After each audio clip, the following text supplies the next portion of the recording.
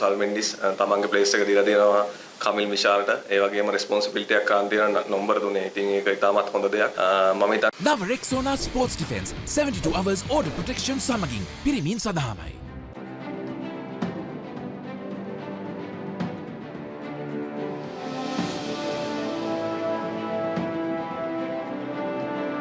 පහුගිය තරඟාවලි කීපය ගත්තොත් මම හිතන්නේ টොප් බෝඩ් එකෙන් ගොඩක් කන්ට්‍රිබියුෂන් හම්බුණා. ඉතින් මම කැප්ටන් කෙනෙක් විදියට මිඩල් ඕඩර් බැට්ස්මන් කෙනෙක් විදියටත් බලාපොරොත්තු වෙනවා මිඩල් ඕඩර් එකෙන් හොඳ දක්ෂතා දක්වයි කියලා මේ තරඟාවලි දෙකේදී. මොකද අපිට පහුගිය තරඟාවලි වලදී තිබ්බා පොඩි ලැප්සස්. ඉතින් ඒවා මග හරවාගෙන හොඳ වර්ල්ඩ් කප් එකට ප්‍රිපෙයාර් වෙන්න මේක හොඳ ඔපචුනිටි එකක් කියලා මම විශ්වාස කරනවා. අතරම හොඳ සූදානමක් තියෙනවා. කියන්න ඕනේ ස්පෙෂලි අපි බලාපොරොත්තු වුණා හොඳ තාන්තිරු සකසන්න මේ තරඟාවලින්. නමුත් වර්ෂාවෙන් මම හිතන්නේ කොයි ආකාරයේ බලපෑමක් ඇති වේද දන්නේ නැහැ තරඟවලදී. ඉතින් පිචර්ස් ගැන හොඳ අවබෝධයක් තියෙනවා. ඉතින් අර කන්ඩිෂන්ස් එක්ක ගොඩක් ප්ලේ කරන්න වෙයි මේ ටූර්නමන්ට් එකේදී.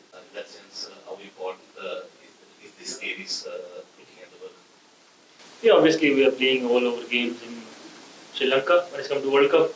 This series is all about that, preparing for that World Cup, and it will obviously help to understand the condition more. We have been touring like so many years now here, so we know the conditions and very familiar. But before the World Cup, if you can come and play a series here, it's always an advantage. Some of the people we have bring here, they are very good players as well. So we wanted to try them as well, and there are few people who are future for Pakistan, and we wanted to try them, and hopefully they come good.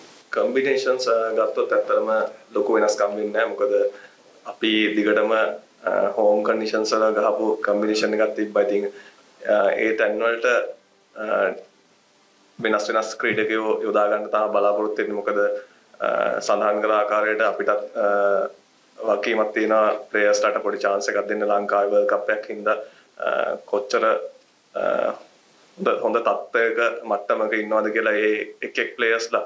ඉතින් මම හිතන්නේ එක places වල යොදාගෙන මම හිතන්නේ එංගලන්ත සංචාරය වෙද්දී වර්ල්ඩ් කප් එකට ප්ලේ කරන කට්ටියම යූස් කරන්න තමයි ප්ලෑන් එක තියෙන්නේ. අපි ඇත්තටම try කරේ කියන්නේ අපි වෙනදා සෙල්ලම් කරන ආකාරයෙන් පොඩ්ඩක් වෙනම විදියකට කරලා බලන්න. ඉතින් කෙත්තාරාමේදී ඉතින් ඒක ඉතාමත් සාර්ථක වුණා. මොකද ඕවර් 6-15 වෙනකන් අපි දන්නවා අපේ ස්ට්‍රයිකින් ඇබිලිටි එක පොඩ්ඩක් ස්ට්‍රයික් රේට් එක පොඩ්ඩක් අඩු මට්ටමක තිබ්බේ. ඉතින් ඒක ගැන අවධානයක් තියෙන අපි කොහොමද ඒක වැඩි කරගන්නේ ලොකු ටෝටල් එකක් චේස් කරද්දී ඒ වගේම සෙට් කරද්දී. ඉතින් ඒක අපි කට්ටියගේ මොළුවේ තියෙනවා. ඉතින් එක්ස්පීරියන්ස් ප්ලේයර්ස්ලා ඉන්නේ. මොකද 2021 මම වර්ල්ඩ් කප් එක කැප්ටන් කරද්දී හිටපු ප්ලේයර්ස්ලා මම දන්නේ ඔක්කොම වගේ මෙතන ඉන්නවා. ඉතින් එක්ස්පීරියන්ස් ඉනෆ් හොඳ ක්‍රිකට් එකක් ගහලා මේ තරඟාවලියේ ඉතුරු තරඟාවලි කීපෙත් හොඳ තැනකට ඉන්න. මම නම් ගොඩක් කැමතියි ස්ථාවර කණ්ඩායමක් දිගින් ක්‍රීඩා කරන්න.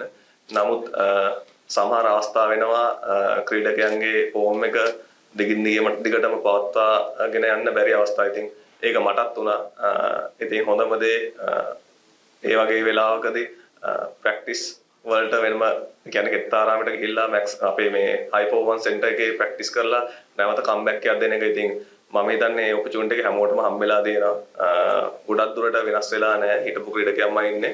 කාටවත් මම හිතන්නේ අසාධාරණයක් වෙයි කියලා. මම හිතනවා මේ වර්ල්ඩ් කප් එකේදී අපිට හොඳම ක්‍රීඩකයෝ 15 දෙනා යොදා ගන්න පුළුවන් වෙයි කියලා. ඇත්තටම දරංජය කියන්නේ ඉනිං එකක් දිගට අරගෙන යන්න පුළුවන් ක්‍රීඩකයෙක්. ඉතින් ඔහු ඒක ප්‍රූව් කරලා තියෙනවා ටෙස්ට් වගේම එක්දින තරඟාවලි වලදීත් ඒ වගේම T20 තරඟාවලදී ඒක පෙන්නලා තියෙනවා.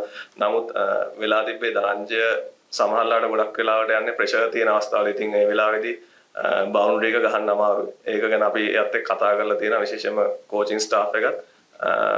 එයාගේ ගේම් ප්ලෑන් එක වෙනස් කරන්න තියෙනවා. ඉතින් ඒක ගොඩක් ලොකු පොසිටිව් දෙයක් මේ වගේ තරඟාවලියකට එද්දී. මොකද ඒ ක්‍රීඩකයන් ගන්න පුළුවන් එක්ස්පීරියන්ස් එක විශේෂයෙන්ම පන්දු යැවීම එයාට ඕවර් 2-3ක් දෙන්නත් පුළුවන් ඕන වෙලාවක. ඉතින් ඒක ලොකු පැකේජ් එකක් T20 ක්‍රිකට් වලට එද්දී. ඉතින් එයාගේ අර ගොඩක්ම පොසිටිව් දේ තමයි එයාගේ බැටිං ස්ටයිල් එක වෙනස් කරලා තියෙන එක ලොකු ඇඩ්වාන්ටේජ් එකක් අපිට. ඇත්තටම අපිත් එක්ක ඩිල්ෂාන් මස්සංක හිටියා. මම හිතන්නේ ප්‍රධාන සංචිතේ ඔහු ආබාධයකට ලක් වුණා.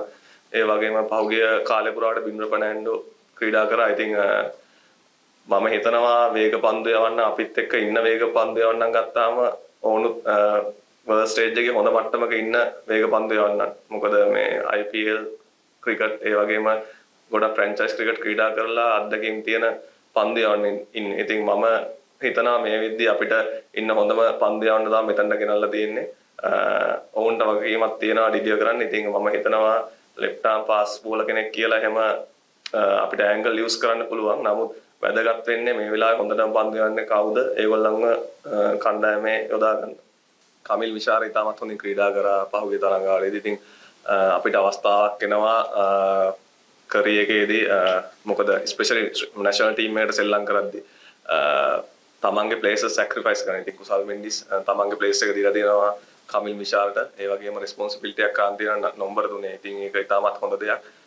මම හිතන්නේ දෙදෙනාම ඒ තැන්වල ක්‍රීඩා කරයි කියලා දිගටම.